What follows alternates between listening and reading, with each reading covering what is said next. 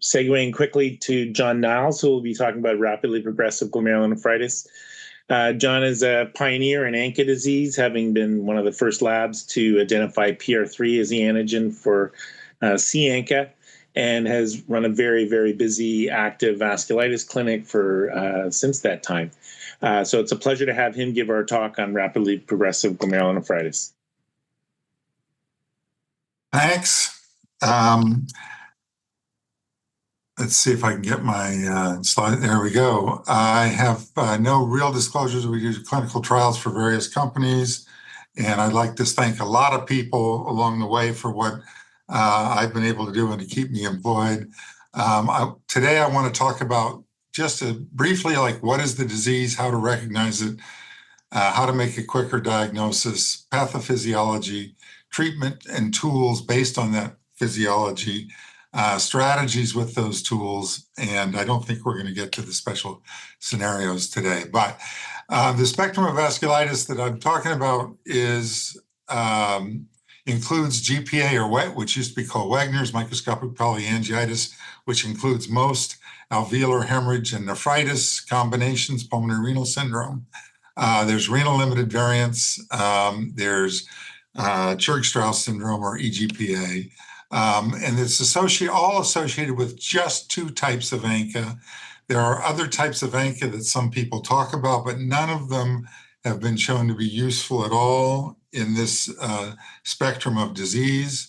I often start with this graph, which was from 30 years ago, but it showed, even though we treated with cyclophosphamide and steroids at the time, and even though we could make a diagnosis by biopsy, if you have a delay in making a diagnosis of ANCA with pulmonary hemorrhage, there can be a 50%, any kind of pulmonary hemorrhage, any kind of pulmonary bleeding, there's a 50% 3-month mortality rate. So these are really critical to make the diagnosis quickly. A large series from Norway showed that if you're unable to make the diagnosis before the eGFR gets below 15, and if the eGFR is below 15 at diagnosis, there's a 30% 1-year mortality rate. So these are very deadly diseases. I think that it gets easy to make the diagnosis sometimes, but there's a tendency to get complacent about how much damage can happen really quickly. So I still consider all of these a medical emergency. And, the features are often, however, early features are nonspecific. And, things like a cold-like symptoms, hemoptysis and shortness of breath may be one of the first specific features. But microscopic hematuria should always be a trigger to look for ANCA, and so that's my biggest clue. It makes it easier for nephrologists. If you have blood on a dipstick and you don't have a diagnosis, you need an ANCA test.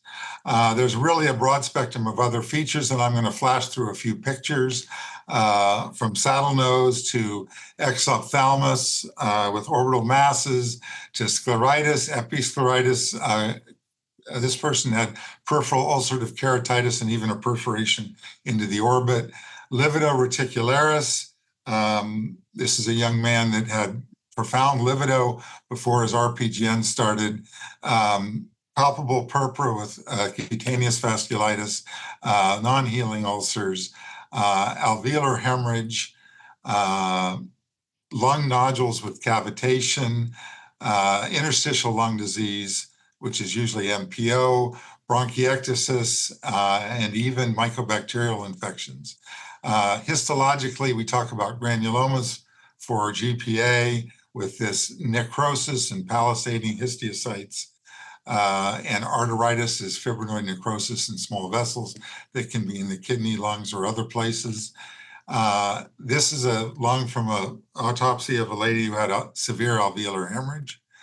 And you can see this pulmonary capillaritis, this inflammation of the capillary walls, which is what's thought to lead to this diffuse bleeding. Here's just another shot of that. Again, palisading histiocytes, necrosis, giant cell formation is another histologic feature. In the kidney, we're always, looking for necrotizing and crescentic glomerulonephritis, but any other organ can be involved also. And it's what's really sad is that some of these patients present with months of other features and have microscopic hematuria that goes unrecognized, and then they come in with RPGN and severe kidney damage. So making the diagnosis, early treatment is spent on early diagnosis spent on early recognition of these features, appropriate testing, and tissue histology in selected cases. Again, I mentioned two types of ANCA, C-ANCA, which is due to antiproteinase 3 antibodies, and P-ANCA, which is due to anti-myeloperoxidase antibodies. And just two quick pictures of C-ANCA and P-ANCA. So the diagnostic value of ANCA, there's a meta-analysis. There's really no new studies of this because diagnosis is now so biased by the ANCA that you can't do it without the ANCA anymore to see how sensitive and specific the ANCA is. But what's interesting is that almost never are there two types of ANCA in one patient. It's one or the other. And so the combined sensitivity in this meta-analysis was 84%, and the combined specificity was 98.6%. Which means the predictive value of ANCA is very high in appropriate clinical settings. What are those settings? Well, I mentioned, I'll come back to that, but two more nuances. The sensitivity of ANCA is even higher than that when you're talking about alveolar hemorrhage and glomerulonephritis. And it's lower in the settings of some of the more localized non-renal forms. The specificity is higher when the titer's higher. So if you have a high titer, the diagnosis is virtually certain. Lower titers and lower cutoff values can lead to lower specificity. But on average, high titers with severe disease, low titers with localized disease. So again, what are the appropriate early clinical settings, and how does this all work? If you have glomerulonephritis and lung hemorrhage and a positive test, your diagnostic probability is on this red line here. But we don't want to make the diagnosis here. We want to make it sooner. We want to make it back over here when things are earlier. If you wait for the bad outcomes, then you have a high morbidity and mortality. Looking at how well we're doing with that, if you compare 1990 to 95 with 2020 to 2025, we're making the diagnosis with lower titers earlier. We're making a lot more diagnoses. And for PR3, same thing, we're making it with lower titers and a lot more diagnoses. But interestingly, we're also getting a lot more samples. Only 2%, 2 to 3% of the samples that are sent for ANCA testing come back positive. I guess that's a good thing, but it means that you're trying to make a diagnosis with early features, and so good clinical skills becomes imperative. The trend to earlier testing and earlier diagnosis. So we want to make the diagnosis earlier, but it's harder. You have a little bit less predictive value unless the titer's high or unless you can tease out some more characteristic clinical features.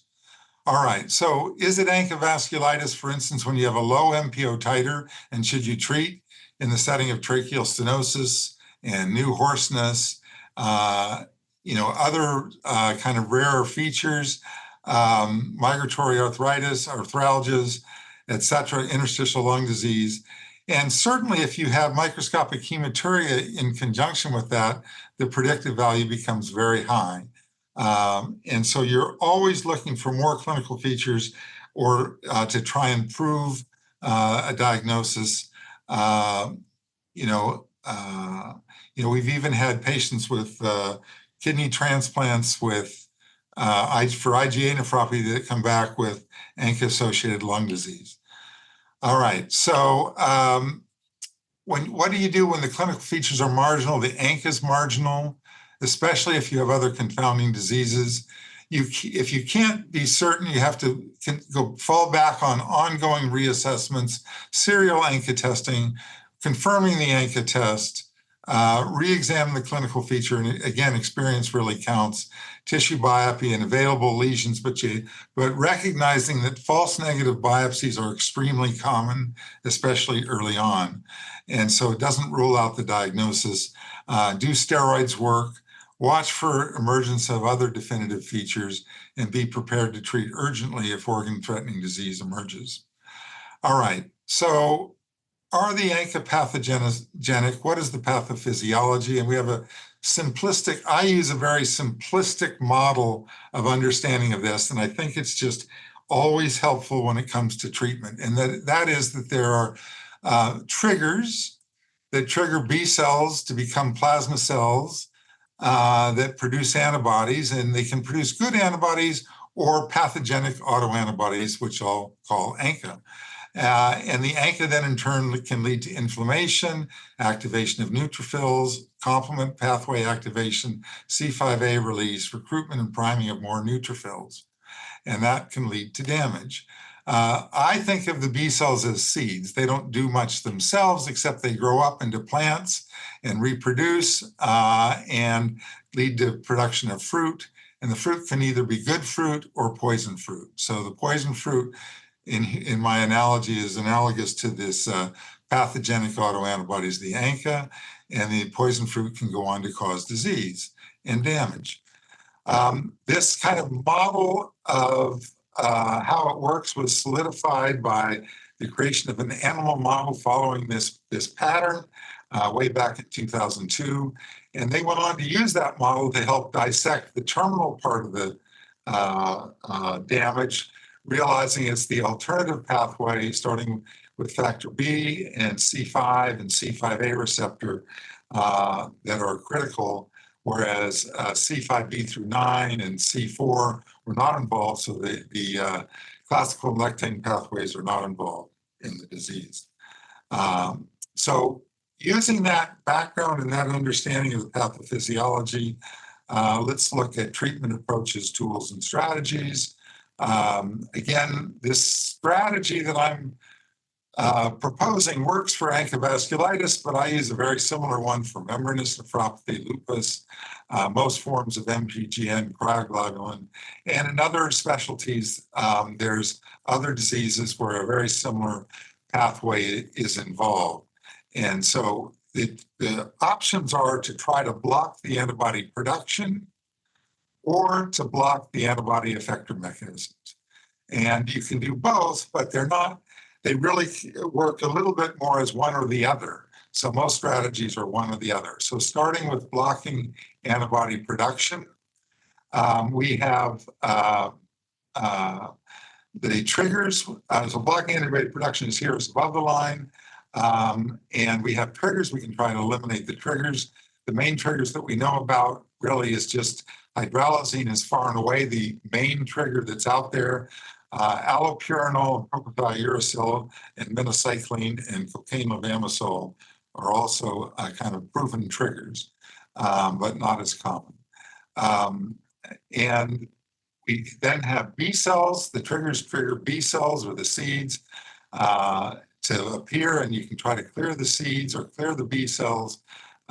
Clearing circulating B cells, we have tools, both steroids, cytotoxic agents. Cyclophosphamide was the classic. Anti-B cell antibodies, in particular rituximab and other anti-B cell monoclonals. What do we know about rituximab? I think it's important to understand the timing with which rituximab works. It gives sustained B cell depletion starting immediately and lasting for 8 or 9 months. But what about antibodies? It suppresses new antibodies, future antibody responses. It blocks response to recall antigens. It can, specific B cell responses may return as B cells return. It results in a fall in IgM, but has little immediate effect on IgG levels. It has little effect because it doesn't have any direct effect on plasma cells, although there is a very slow long-term fall in IgG. So rapid clearance of B cells does not correlate with rapid antibody responses or with a rapid clinical response. Not in lupus, not in rheumatoid arthritis, not in membranous, and not in ANCA vasculitis. And just an example from lupus, looking at what happens to the B cells. If you give a dose of Rituxan, the B cells go immediately to 0, and they can stay at essentially 0, whereas the control group with other treatments, they would never go to 0. But in terms of the antibodies, for instance, double-stranded DNA, At the end of 1 year, the addition of Rituxan led to just about only one dilution more of dropping of anti-double-stranded DNA. So rituximab by itself does not have a big effect on antibodies. So, which brings us to the plants that are growing the poison fruit, or the plasma cells. You want to block or clear the plants, or block or clear the plasma cells. And this is where pulse steroids can be moderately effective. Cytotoxic agents can help. Cyclophosphamide again. Anti-CD19 may work marginally better for plasmablasts, but hasn't really been tested in this arena. Anti-CD38 agents may be emerging more, but anti-CD20 monoclonals have no effect on plasma cells, on established plasma cells. And I just really want to emphasize that point. All right, so then what about the antibodies themselves? You can try and get rid of the antibodies to clear the poison fruit. And this is where we have plasmapheresis, plasma exchange. There's been a lot of controversy about it. It's really, I think, only useful in the most intense and most acute settings. It's of little value in chronic settings, and it's of little value in mild settings. But there's early benefit for the preservation of EGFR in severe cases. And the meta-analysis looking at severe cases showed a risk of ESKD of 38% at 12 months by the addition of plasma exchange. Obviously, this depends upon what other drugs you're using instead of or with it. And so this is kind of a floating level. But at the moment, my conclusion is that for severe acute cases, plasma exchange adds benefit. There's some new things on the horizon. The one I'm most enamored by is imlifidase, and yet we have little new information about it for ANCA at this time. You can try and block the antibody production, or you can try and block the effects of the antibodies. Well, the effects of the antibody, and that's what we're trying to do below the line here. And it's an antidote to the poison or an antidote to the antibodies or the effect of the antibodies in trying to block inflammation. This same strategy can be used with all kinds of antibody diseases. And for many of them, steroids are useful, complement's useful, blocking complement is useful. But for others, there's other things like mestinon for myasthenia, Graves' disease, we talk about thyroidectomy or radiation. Antiphospholipid antibodies, we talk about warfarin. Rheumatoid arthritis, there's other tools like TNF blockers. So you can block the effects of the antibodies different ways. When it comes to ANCA disease, blocking the priming, recruitment, and activation of neutrophils, the standard approach has been steroids and more steroids and more steroids. TNF strategies did not work.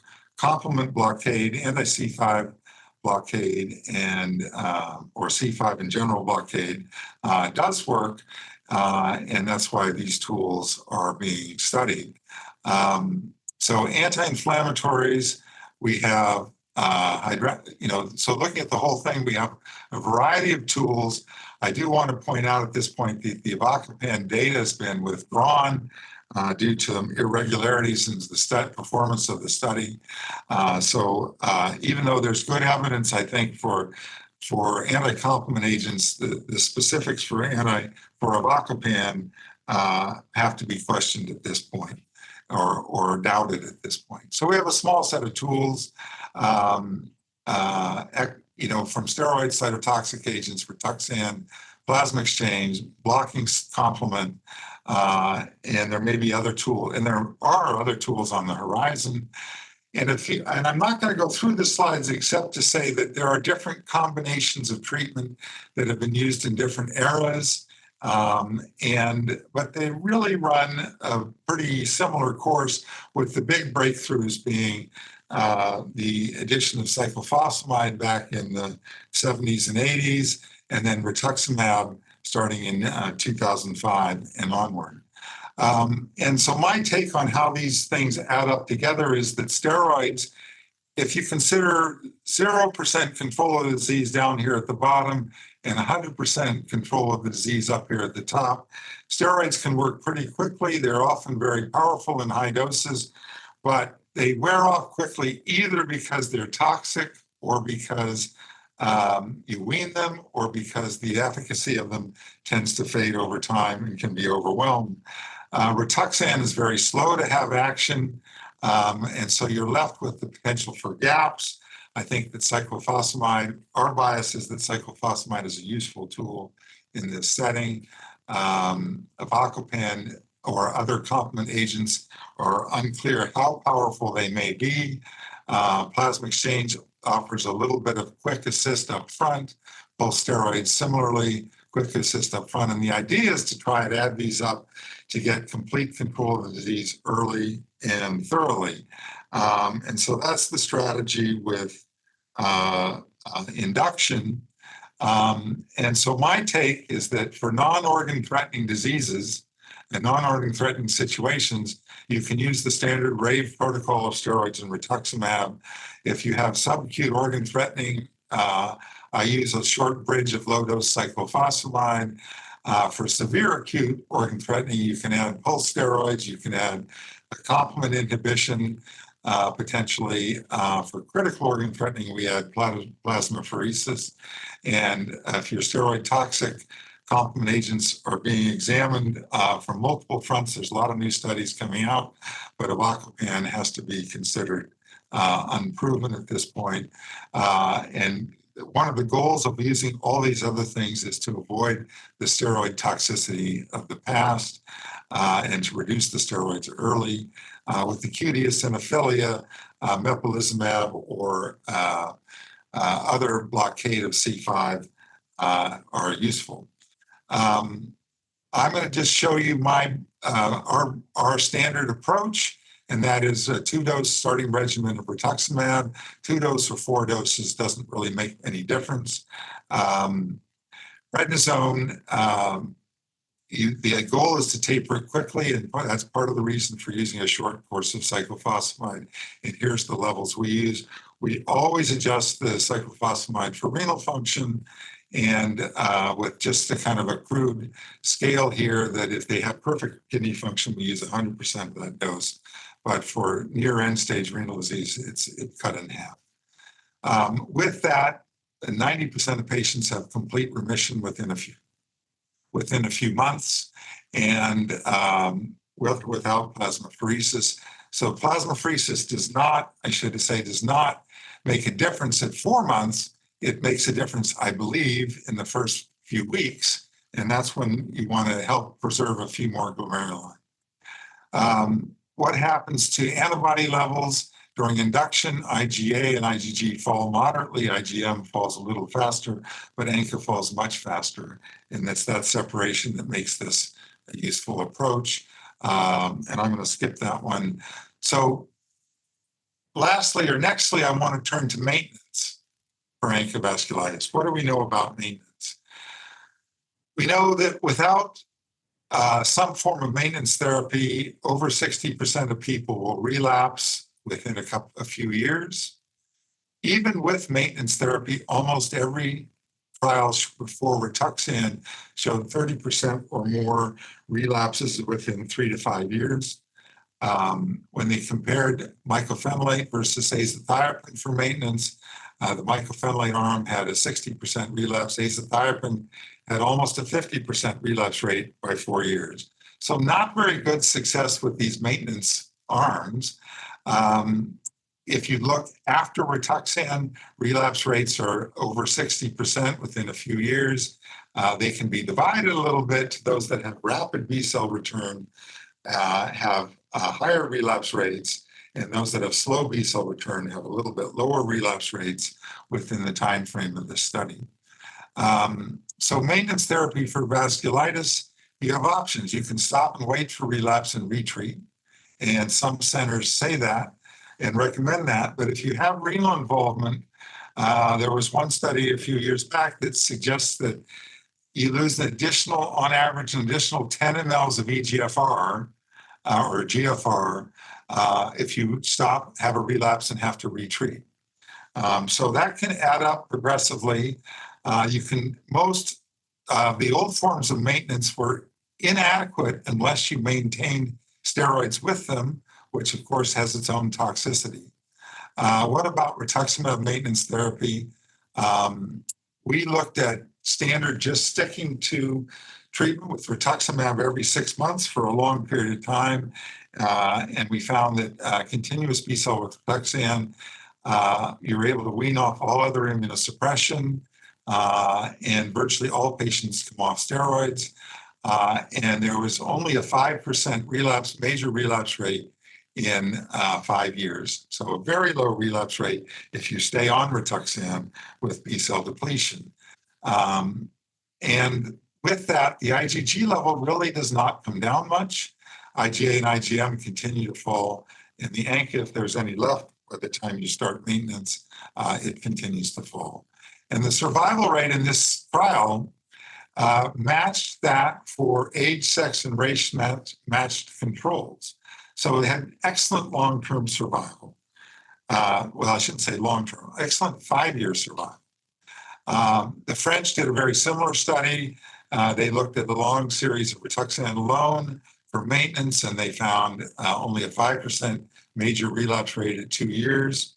And here that is up here. But when they stopped the Rituxan, the relapse rate picked up and kind of matched the rate of fall of their control group. So after Rituxan, relapses remain common and remain a problem if you're doing 2 years of Rituxan. So why can't you just use Rituxan forever? Well, there's long-term issues that start emerging, and they really start emerging after 3 years. And by 5 years, they're often very prominent. There's episodes of late onset neutropenia, which can be any time. But on top of that, infections start emerging on long-term Rituxan. Bronchitis, sinusitis, vaginitis. COVID-19 turned out to be a problem on Rituxan. In as much as there was no response, no antibody response to vaccines, for instance, when you're on Rituxan with 0 B cells. So how does this all work? Our thinking is that the findings are that if you give a dose of Rituxan, B cells drop immediately to 0. They stay 0 for 6 to 9 months, and then they come back up to normal in general. ANCA will usually start falling during induction. Disease will fall rapidly as the ANCA comes down and with these treatments on board. But when the B cells come back, the ANCA can come back and the disease can come back. So options for Rituxan maintenance are before any of this recurrence. You could wait for B cells, you could wait for the ANCA, and you could wait for the disease. And this kind of shows it in this table. You can go every 6 months. And there's very few relapses, but you get emerging infections. If you stop and wait for the disease, there's a lot of relapses. There's no side effects of the drugs because you're not giving any, but you can lose more renal function with these relapses. So what about these other options? We didn't like those two, and so we dropped those two, and we conducted a study, and we found that relapses, if you wait for the ANCA, you get relapses, both clinical and serologic. You can't really treat the serologic relapses in time to prevent the clinical relapses. If you wait just for the B cells, you have very good control with, at 3 years primary endpoint, 5% or 6% relapse rate only. The one problem with the B cell arm and using more aggressive is that there was more COVID. There was no higher rate of any other infection in this trial, and there's no signal for other side effects. So how can you do maintenance? After time and B cell depletion, sometimes the B cells come back slower, and you could wait for B cells and redose when they come back early, or you could go a little bit later and wait for more B cells. And we do, after a period of 4 or 5 years, we always stretch out and allow some B cell recovery between doses. And so my dosing strategy is that early on, we continue Rituxan every 4 to 6 months for 2 years. We start stretching in years 2 to 4, and by year 5, we make sure there's B cells between doses. And if you have relapses, you can shorten the intervals. If you have infections, you can hold and then lengthen the intervals, but we don't really see either of those, particularly if you follow the starting strategy. And this worked well for 15 years and really hasn't been tested for 50 years, which is how long some people need it. So in conclusion, we like center-based care, early diagnosis, early treatment. You need an adequate induction and some form of long-term maintenance. And we use rituximab maintenance 2 years to start, and then extended Rituxan intervals after that. And it becomes a balancing act over time between all the conflicting goals. And I'll stop right there.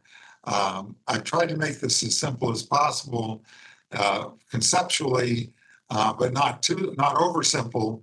And it's complex enough. But thank you all very much, and I'm happy to take any questions if we're set up for them.